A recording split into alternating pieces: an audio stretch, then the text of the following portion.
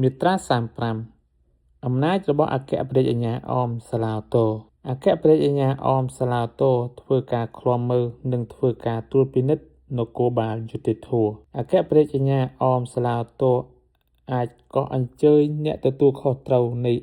អង្គភាពនគរបាលយុត្តិធម៌ដើម្បីពិភាក្សាអំពីបញ្ហាដែលទាក់ទងនឹងការប្រព្រឹត្តទៅរបស់អង្គការនគរបាលទាំងនេះអគ្គព្រះរាជអាជ្ញាអមសាឡាអូតូ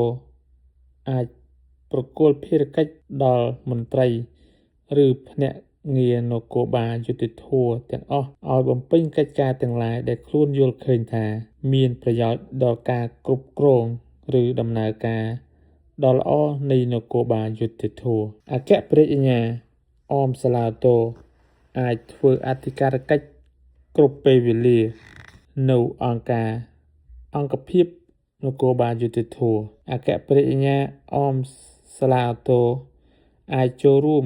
ក្នុងការស្ដាប់ចម្លើយអាចត្រួតពិនិត្យការអនុវត្តវិធានការឃាត់ខ្លួនជាពិសេសគឺការគោរពទម្រង់ការច្បាប់និងការកាន់កាប់គ្រប់គ្រងកន្លែងឃាត់ខ្លួនប្រធានអង្គភាពនគរបាលយុត្តិធម៌មន្ត្រីនគរបាលយុត្តិធម៌ឬភ្នាក់ងារនគរបាលយុត្តិធម៌គ្រប់រូបត្រូវគោរពតាមអធិបញ្ជារបស់អគ្គព្រះរាជអាជ្ញាអមសាឡាអូតូ